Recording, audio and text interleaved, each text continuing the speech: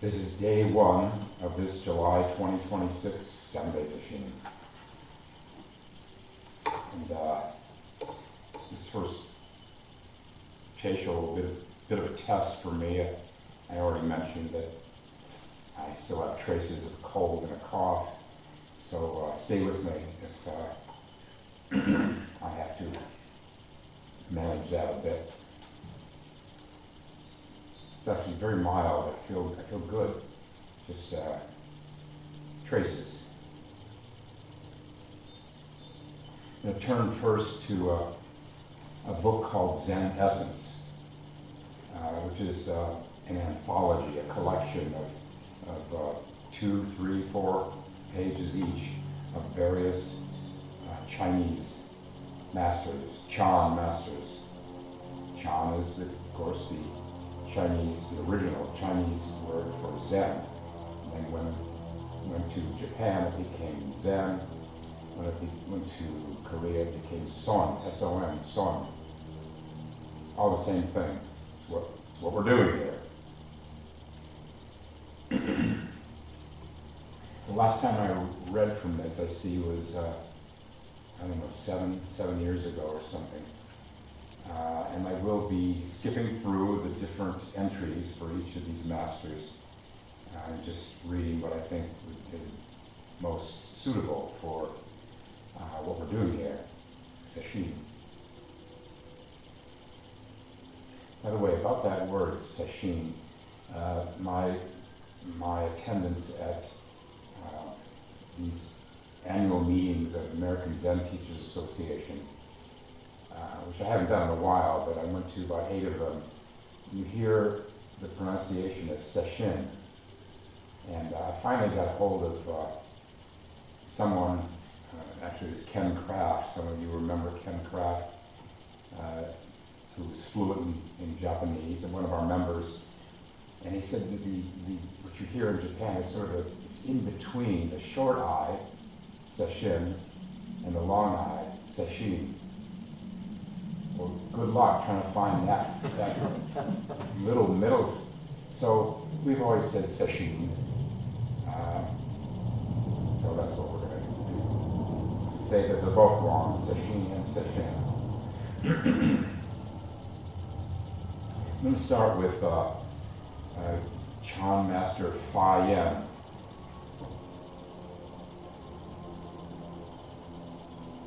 And there's just a little biographical material about each of these guys, and they are all guys. Such was the culture at the time.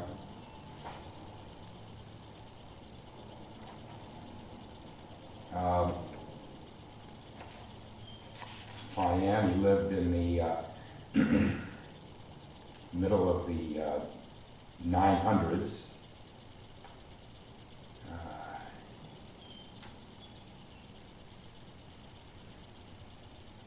Fa Yen himself is mainly known for teaching advanced students, but he also wrote a succinct treatise on general guidelines for Zen schools, criticizing the decadent trends he observed in Zen sects even at that time. By the way, forgive me, as usual, I forgot, this anthology, this book, is translated and edited by Thomas Cleary. Gotta give these translators credit.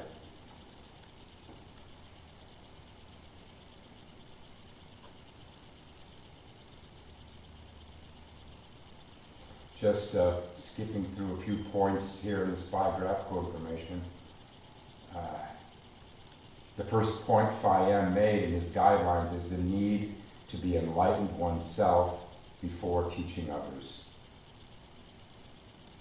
He wrote that degeneration in Zen was caused by people seeking to become Zen teachers and group leaders.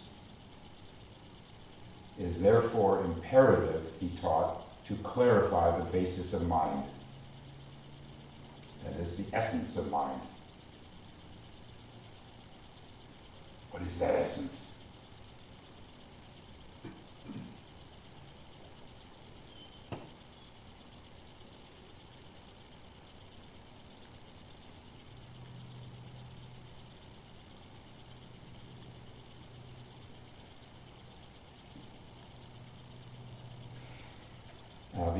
this translator Cleary then says, Fayen warned people not to mistake impermanent states for real attainments. That's what lies before us in this next week, is to not, if we get into some kind of elevated state of excitement where we think we've had some great insight, not to immediately mistake that for a true awakening. Because if it passes, then it's not.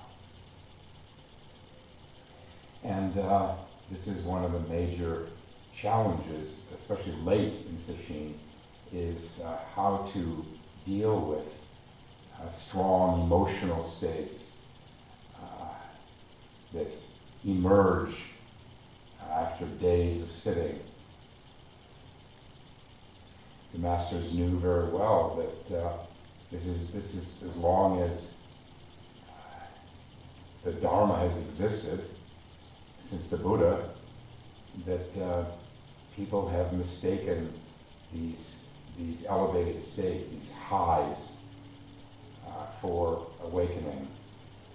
And so we have in Zen a checking system where if someone thinks that she or he has had some kind of real insight, then they can go before the teacher, who has a battery of testing questions that will help the teacher discern whether it's something more than a passing state. It's not foolproof. Most initial breakthroughs are very faint.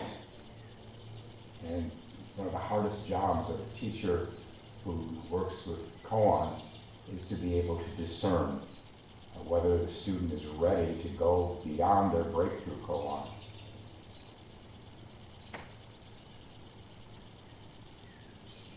So that's one thing. And then the next is not, the other mistake is not to allow theory and practice, or principle and fact, to become alienated from one another.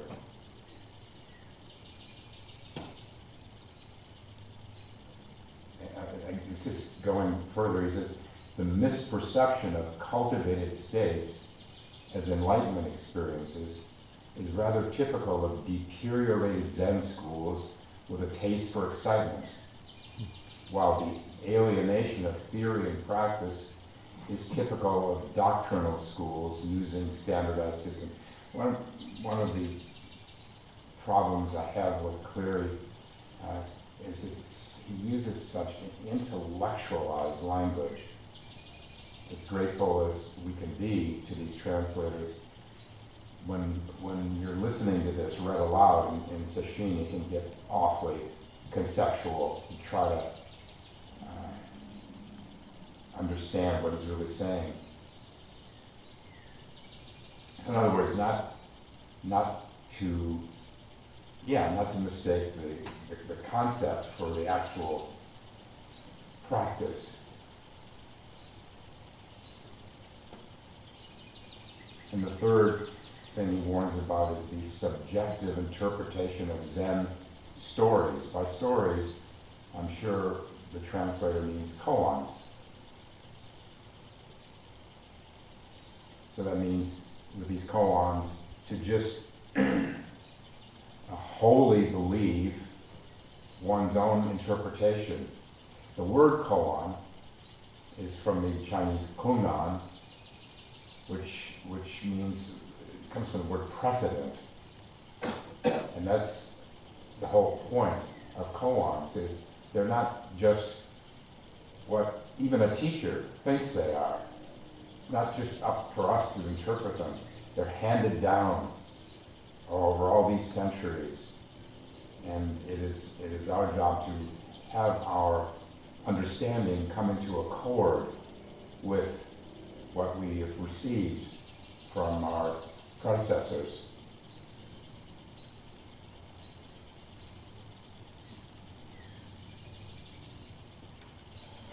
All right, that's enough of, for now, enough of the biographical material by the translator about Fayan, and now some examples of his teaching.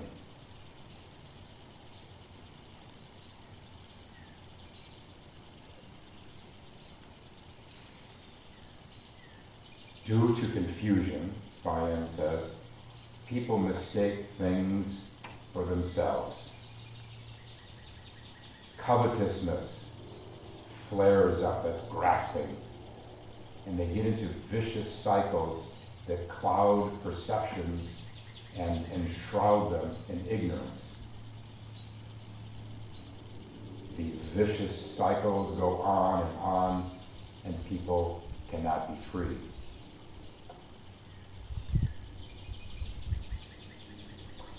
Due to confusion or delusion, the two are sometimes interchangeable in Zen texts, confusion or delusion.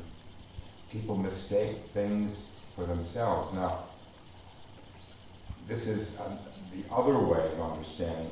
I mean, we want to come to see that, get beyond subject and object, that the altar, the trees, the person sitting to our right, this person sitting to our left is not other than ourselves.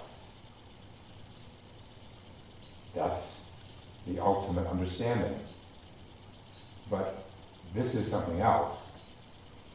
It really is referring to false identification. So, tribalism. I'm such and such. Here is my political party, here is my ethnic group, here is my racial group, here is my so forth and so forth. And then out of that, identifying in that limited way, all kinds of problems emerge from that. Vicious cycles that cloud perceptions. It's false identification because it's limited to my country, my tribe, my race, my ethnicity, and so forth.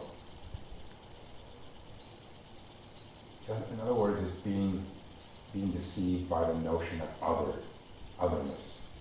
Yeah,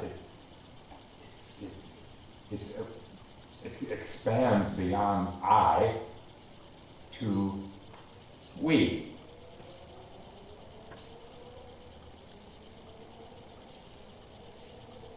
I think it's fair to say that to some extent in the United States we tend to identify with the individual self more than in many other countries, such as Japan, that identify more with the nation.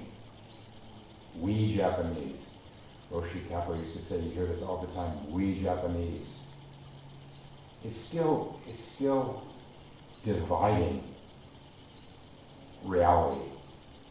Instead of I and other, it's us, we and other. And never could we need more evidence of that than in these modern times. Vicious cycles that go on and on. I can't help but think about all of the problems in the Middle East that have been going on for centuries.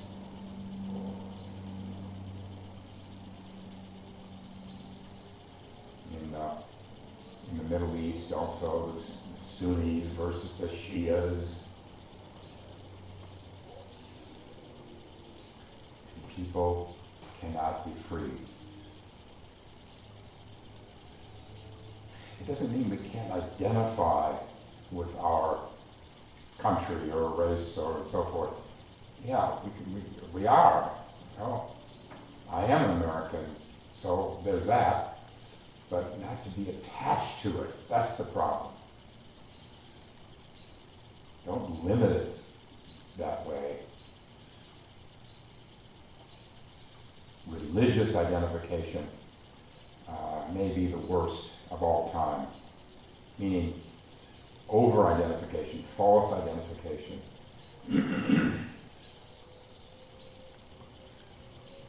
I don't know that I ever think of myself as a Buddhist.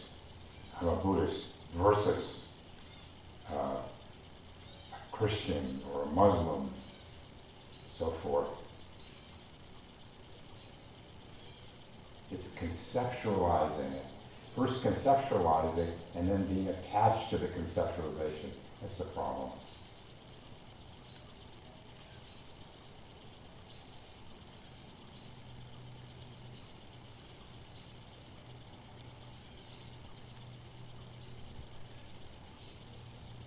And then he goes on to the next. These chapters, these short chapters, are broken up into even shorter passages.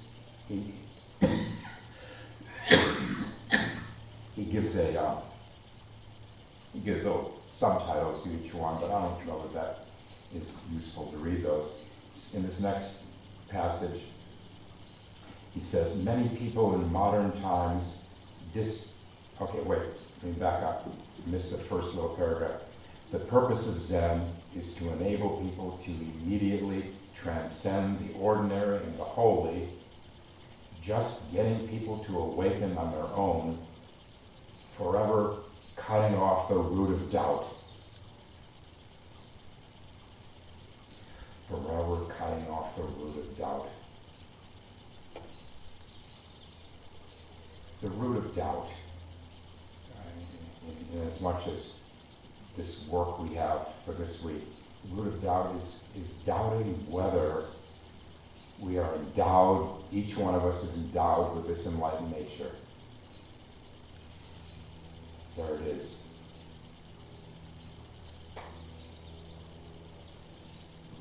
And this is so insidious. I think usually we don't even know at that point. We don't know that we doubt our enlightened nature. For myself, it was only after seeing through Mu that I realized that there had been a little doubt there. I think I was maybe in denial. I'd been asked, and I said, of course I believe the Dharma, that we are all endowed with this whole and perfect nature. That from the very beginning, all beings are Buddha. But when you get right down into what one of Roshi Kaple's predecessors, Harada Roshi or Yasutani Roshi, but one of them called hand-to-hand combat, Lady Sesshin. This is what can expose this last vestige of doubt.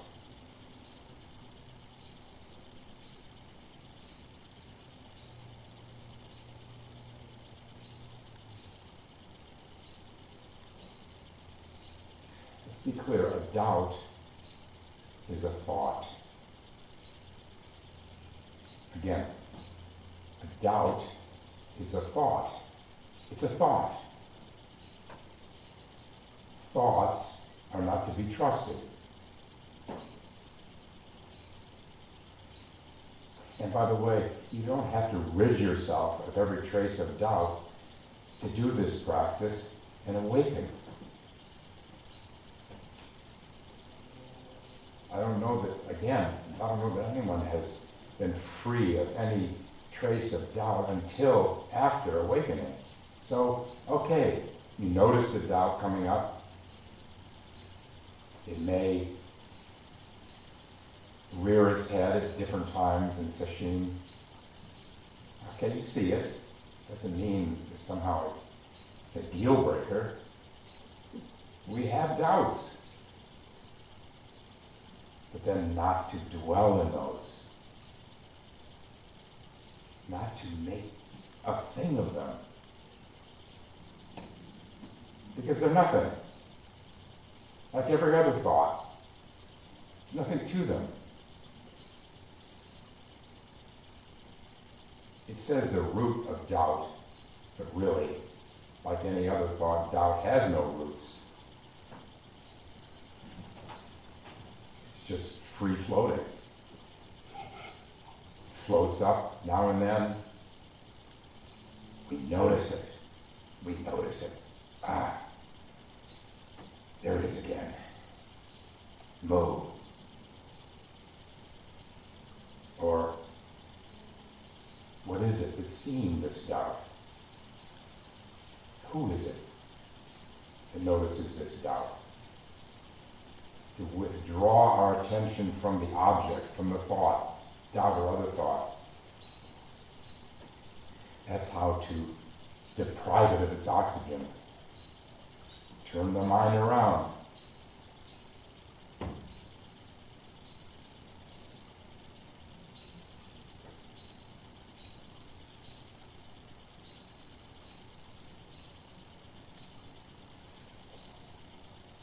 So just to repeat this first sentence, the purpose of Zen is to enable people to immediately transcend the ordinary and the holy. Well, he picks that one dichotomy, ordinary and holy, non-spiritual and spiritual, right and wrong, higher and lower, awakened and non-awakened.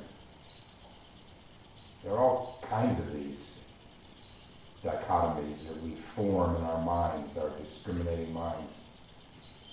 It means transcend discrimination.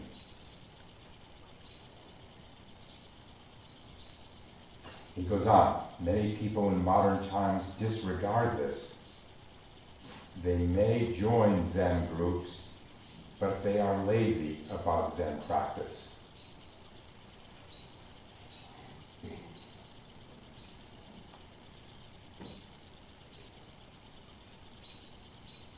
I don't know that I would use that word because we so easily hear such words as judgments, and then that can compound our problems.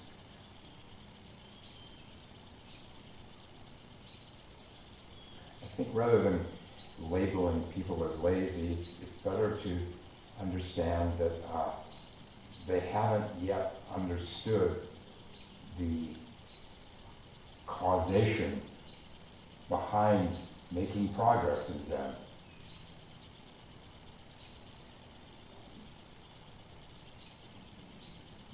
So when I ask, and I often do, when I ask someone, do you sit every day? And I hear no, I don't think lazy. I just think, oh, that's too bad. You don't understand how important it is. Yet, nothing fundamentally flawed about you, but you haven't got to the point yet where you understand that you've got to do this practice every day. You've got to. I do. I would never let a day go by without sitting for at least 45 minutes to an hour. Cause and effect. What effects can you expect if you don't do the sitting?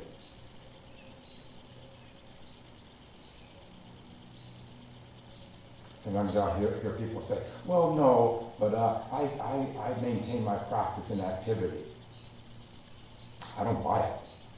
Oh yeah, you may to some extent, but you're going to maintain your practice and activity a lot better if you sit every day.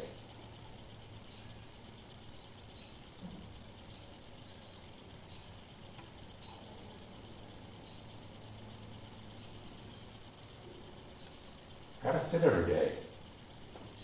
Now, people who have very busy lives, especially people with children they have to take care of, especially people with children and jobs, and especially single parents with children and jobs, you're not going to find much time to sit. It's just the way it's going to be for a while. But find some time to sit.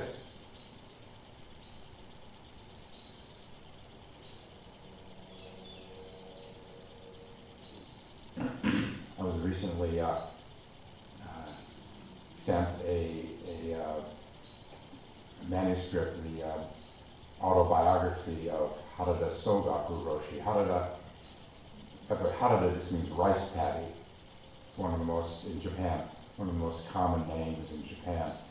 And Harada Sogaku Roshi was the abbot of Hoshinji when Roshi Kapleau went there as just Philip Kapleau. Spent 3 years there. And it's a very inspiring autobiography.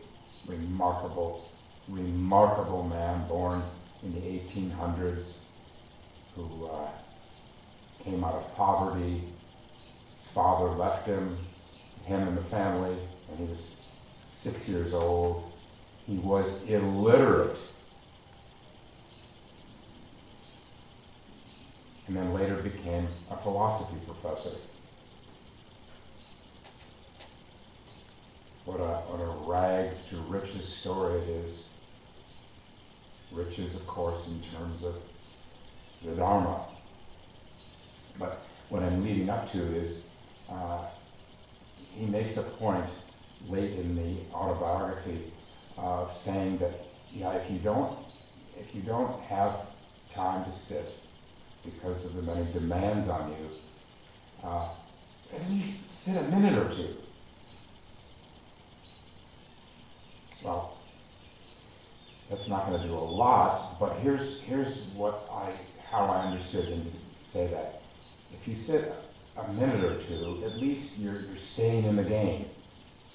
You're keeping some kind of continuity.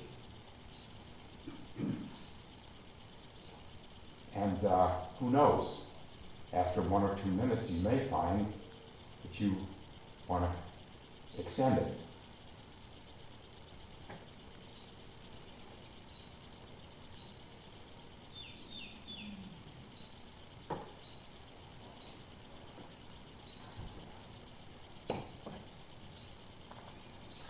Those of you who have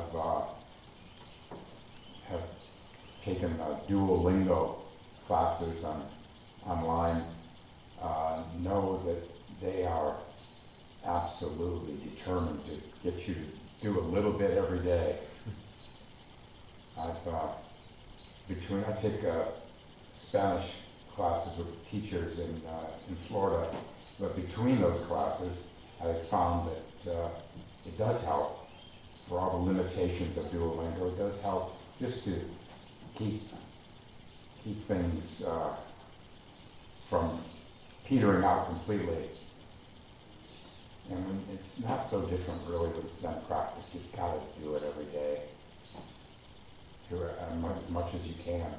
Okay, find out for yourself.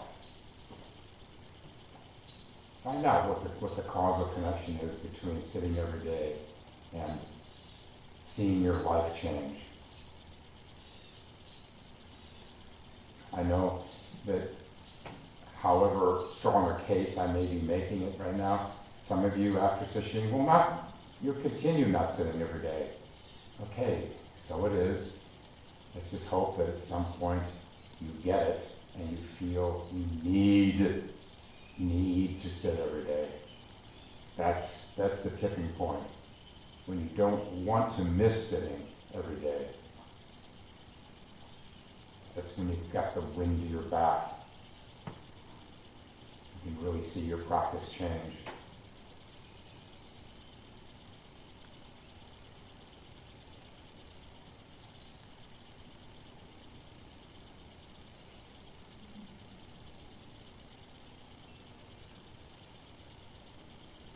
Here's the next little passage.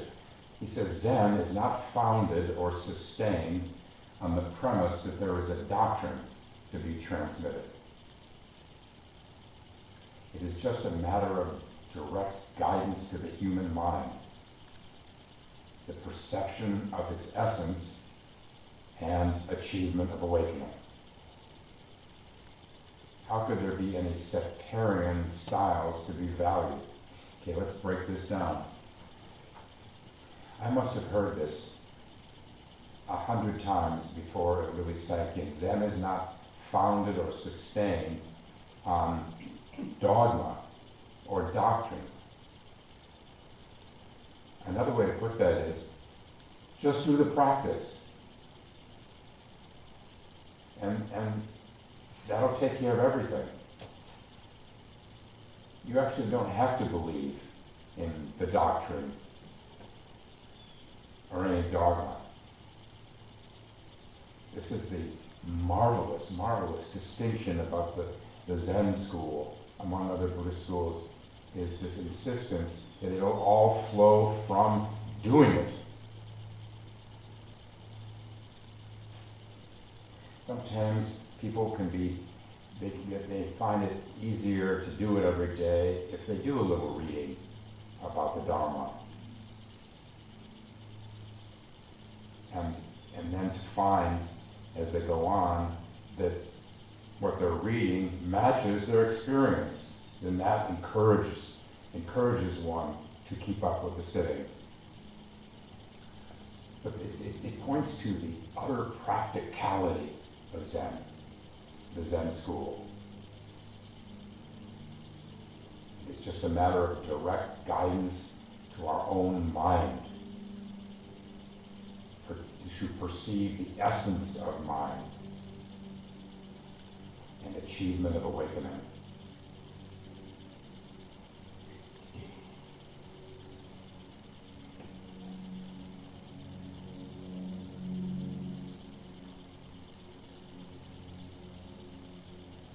There's that word awakening.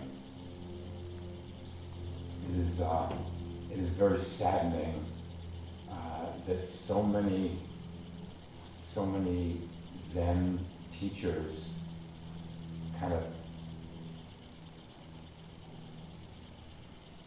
avoid the matter of awakening.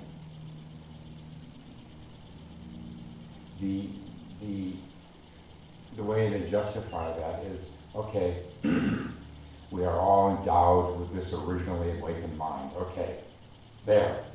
Why talk about achieving something that we already are? Yeah, okay. That makes a certain kind of rational sense. But until awakening, we haven't confirmed for ourselves that we are all originally endowed with this mind of awakening.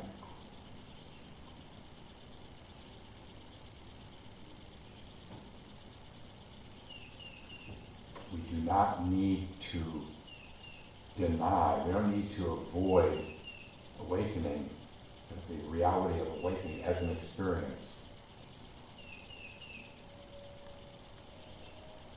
I've heard that the word awakening is almost or kensho or enlightenment, is almost a dirty word at many Zen centers. What a shame.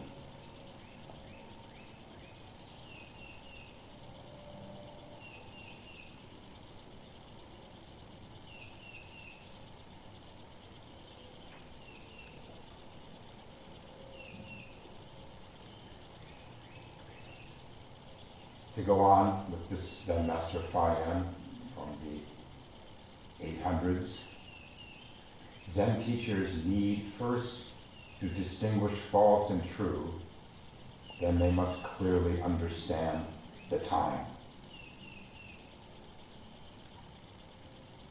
Okay, first distinguish false and true. This is awakening. Distinguishing between the impermanent and the unchanging. Then they must clearly understand the time, by which he means must understand what is called for in our particular culture and other contexts.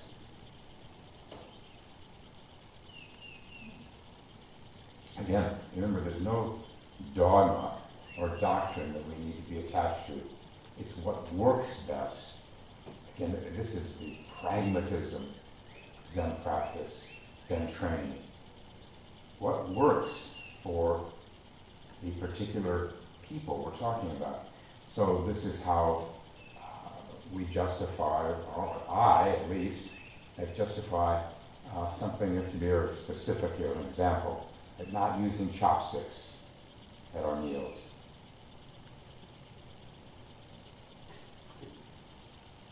There's nothing wrong with it. I did it myself in Japan for 6 months. It has a certain elegance and simplicity with the oryoki, the different bowls that you nest together, and it's beautiful in its own way. But it's not part of our own culture. And so here, even before me, in the Roshi Kappa, we've always just had ordinary Western utensils to eat with. I know that once you've mastered this oryoki, the chopstick and so forth, it can bring a sense of mastery, and it can bring a sense of being one of the insiders and not one of the outsiders.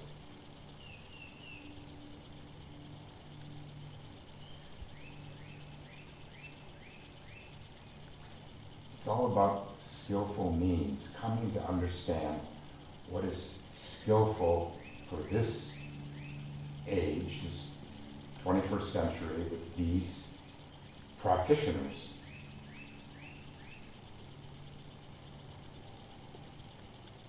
Also was struck when I've gone to these AZTA meetings at other centers where there's continual bowing. You pass someone in the hall, not even sesshin, just even outside sesshin, and you place the hands palm to palm as you pass them. Again, that's nothing objectionable. It shows respect and honoring the person you're passing, but to do it all the time strikes me and Roshi Kappa and my own successors as apparently as just a little bit of an affectation for at this time. Maybe someday we'll find that works. And who knows even now that it's the right thing to dispense with a lot of this bowing and the chopsticks. There is no right or wrong. It's what works now for this population. Another one, real close to home, is now this use of air conditioning.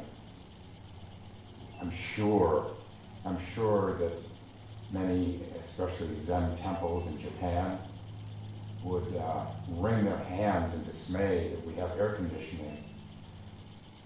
And who knows, maybe they're right, maybe we're pampering ourselves, but I've worked on this for many years, wondering whether this is something we should use.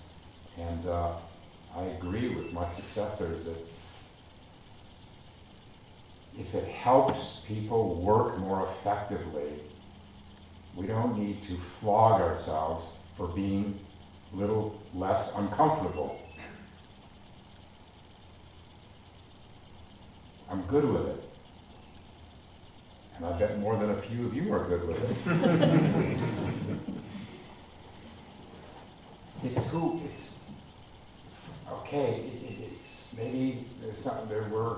It's our deficit as Westerners that we have to be more comfortable. But that's who we are, it seems. For 40 years, we did without air conditioning. And people suffered in sesshin, especially in Arnold Park. You go around in that sauna, that zendo that had as many as 56 people in it, sitting knee to knee, literally touching knee to knee, and you'd see wet spots on the mats in the summer. And that does develop strong quality of character, of forbearance, of endurance, and not being not capitulating to discomfort. So there's something to be said for that, of course. But when all is said and done, I just think it makes sense, especially as it's getting warmer and warmer, to have this option where we can bring out the air conditioning when it's especially hot and muggy. That's one of the big ways that I justify it is when it gets really sticky, and it can help sit more effectively, take it off the mind, not be spending all the time feeling sorry for herself at how hot it is. Okay, you can make a case either way, but this is where we are. We've got some air conditioning. Sue us. Okay, our time is up. We'll stop now and recite the 4 vows.